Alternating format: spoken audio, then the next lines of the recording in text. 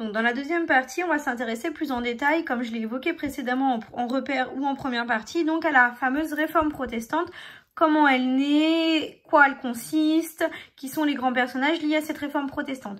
Pour cela, vous voyez, vous avez donc 5 questions auxquelles vous allez répondre, 5 questions que vous trouvez donc page 104-105 du manuel, et auxquels les documents qui sont référencés se trouvent dans cette double dossier. Donc, je vous propose de prendre, excusez-moi, j'ai ça à quitter, je ne sais pas pourquoi ça apparaît là, et je vous propose donc de prendre cette double page 104-105 qui va nous permettre de répondre aux questions. Donc, vous répondez directement sur la fiche que je vous ai envoyée. Vous avez à chaque fois, comme d'habitude, les documents et les questions qui s'y réfèrent. Alors, première question, on nous demande, d'après le document 1, qui est Martin Luther, où et quand a-t-il vécu? Donc ici, vous avez une courte biographie de Martin Luther. On va zoomer dessus pour découvrir un peu plus en détail qui est ce personnage.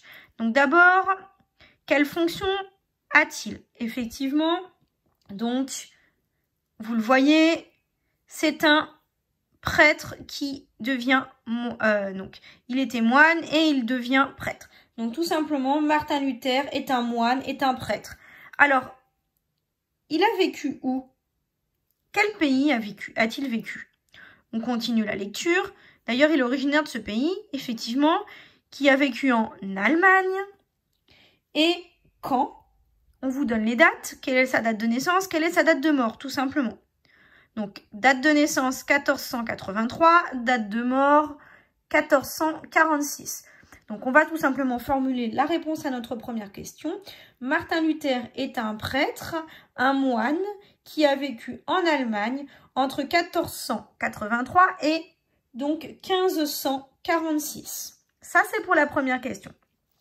Deuxième question, on s'intéresse toujours à cette biographie et également au document 2 ici, donc les critiques qu'a fait donc Martin Luther à l'Église catholique.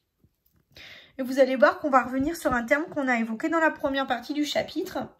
Donc, à quelle pratique de l'Église catholique Luther s'oppose-t-il et pourquoi? Donc, je vous laisse lire le document 2, lire les courts extraits du document 2. Moi, je ne les lis pas donc dans cette vidéo. Et on va répondre ensemble à la question. Alors, effectivement, on va commencer notre réponse à la question. Donc, Luther s'oppose à la pratique de quoi? Il s'oppose effectivement à la pratique des lettres d'indulgence. Ça, c'est quelque chose qu'on a évoqué déjà quand on avait travaillé sur Jules II et qu'on avait vu comment il avait financé donc les travaux et les réalisations artistiques qu'il avait commanditées. Donc, Luther s'oppose à la pratique des lettres d'indulgence. Pourquoi? Et surtout, c'est le pourquoi qui nous intéresse. Car pour lui, il est impossible d'acheter son salut. Donc le salut, vous pouvez mettre entre parenthèses, accès au paradis. Point. Donc je reprends. Luther s'oppose à la pratique des lettres d'indulgence. Car pour lui, il est impossible d'acheter son salut. Et donc, on peut rajouter, selon lui, acheter des lettres d'indulgence ne peut que provoquer l'indignation de Dieu. Dieu avec un D majuscule. Ça, c'est pour la réponse à la question 2. Donc, vous avez découvert tout cela en lisant les documents, en lisant le document 2. Et en complétant un petit peu avec le document numéro 1, donc la biographie de Luther. Question numéro 3, donc on garde ce document 2, mais on va aussi s'intéresser au document 3 et au document 4. Le document 4, vous l'avez juste là, donc c'est ici. Je vais zoomer sur celui-ci et je vais dézoomer donc cette page-là pour que vous puissiez avoir à la fois le document 3 et le document numéro, voilà. Vous avez comme ça le document 3 ici, le document 2 ici et le document 4 ici qui vous permettent, donc 3 documents qui vous permettent de répondre à la question 3 qui est, je vais vous la relire, toujours selon Luther, que doivent faire les chrétiens pour obtenir leur salut, c'est-à-dire l'accès au paradis. Donc, selon Luther, pour obtenir leur salut, les chrétiens doivent quoi? D'abord, ils doivent connaître l'évangile. Effectivement. Donc, et d'ailleurs, pour que chacun puisse avoir connaissance de l'évangile, qu'est-ce que va faire Luther? Qu'est-ce que nous apprend le document 3? Le document 3 nous apprend qu'effectivement, Luther va traduire en allemand l'évangile, donc la Bible, qui jusque-là, le Nouveau Testament, qui jusque-là était uniquement écrit en latin et donc pas forcément accessible à tout le monde, puisque ceux qui ne connaissent pas et qui ne savent pas lire le latin ne pouvaient pas avoir accès au texte des évangiles par eux-mêmes et donc ne croyaient que l'interprétation qu'on leur en faisait. Donc je reprends. Selon Luther, pour obtenir son salut ou pour obtenir leur salut, les chrétiens doivent connaître l'évangile, les évangiles. Point. Ainsi, il traduit la Bible, le Nouveau Testament, en allemand, pour que chacun puisse en avoir connaissance. Ça, c'est la première chose. Ensuite, est-ce qu'il y a autre chose? Oui, effectivement.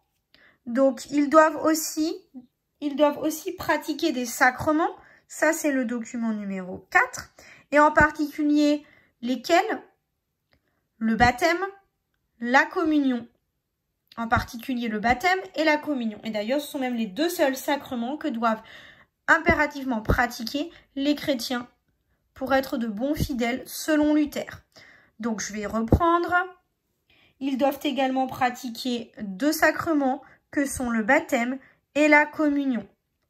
Je reprends depuis le début la réponse à la question 3.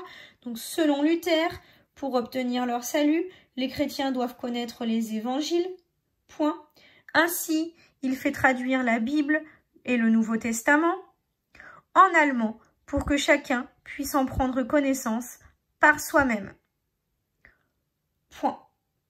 Les chrétiens doivent également pratiquer les deux sacrements que sont le baptême et la communion. Point final de la réponse à la question 3. Question numéro 4. On reste toujours sur notre document, donc 3 ici et 4 ici. Et donc, on vous demande quelles sont les principales pratiques religieuses donc, du protestantisme par rapport au catholicisme. Eh bien, on a vu, c'est donc tout simplement la pratique des sacrements que sont le baptême et la communion uniquement, communion avec le pain et le vin.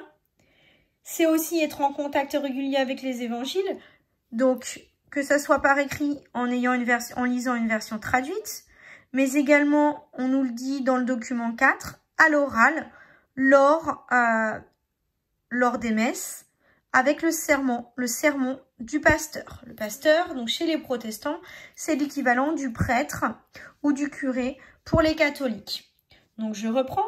Les principales pratiques religieuses du protestantisme sont donc les sacrements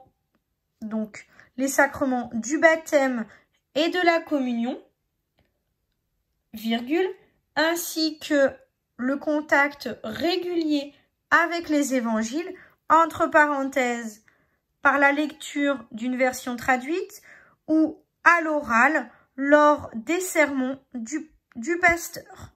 Point final. Donc, fermez la parenthèse et point final. Et enfin, la dernière question, la question numéro 5. Donc, expliquer ce qu'est la prédestination selon Calvin. Donc, Calvin, document numéro 5, un autre grand personnage du protestantisme après Luther. Donc, vous l'avez compris, Luther, c'est le fondateur du protestantisme. C'est le premier à se révolter contre les lettres d'indulgence et à dire non, moi, ma religion, je veux la pratiquer comme cela et pas comme le pape nous l'ordonne. Je vais donc me détacher de ce que nous ordonne le pape et la religion catholique. Je vais fonder notre religion chrétienne, mais plus éloignée du catholicisme, qui est le protestantisme.